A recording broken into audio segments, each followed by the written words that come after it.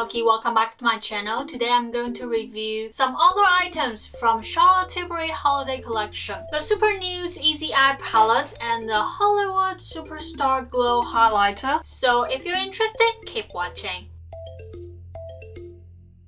So we start with the Super Nudes Easy Eye Palette. First thought, it's a very neutral eye palette, more on the cool tone side I would say. For this 6-pan palette, there are 2 trio. The left 3 belong to Day Eye, the right 3 belong to Date Eye. Let's have a look. The prime color from Day Eye, it's a very neutral color, slightly on the peachy side. The enhanced color from Day Eye, slightly darker than prime color. It looks just like your skin color with a little bit of pinkish tone to it. Okay, the small color from Day Eye, it's a light mauve.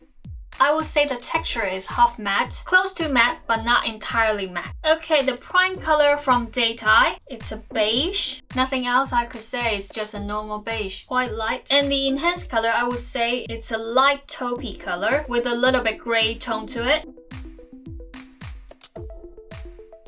The small color from Date Eye, the cool tone grayish black with some tiny glitters to it, almost invisible. Can definitely use as an eyeliner shade. All 6 shades are really high pigmented, very easy to apply on. Although they are half matte finishes, still quite easy to apply on, not a lot of fallout that I really like. Okay, now let's have a look on the new Hollywood Superstar Glow Highlighter. The packaging is just like the 12-pan palette, silvery magnet case. On the inside you can see the rose gold, really pretty. The highlighter itself, the peachy gold with a little bit of pink to it. The pink is not too obvious. It's very hot pressed, so I would suggest you use a flat brush to apply to get a better result. If you use a fluffy brush, you might need to put on more layers. It's very pretty.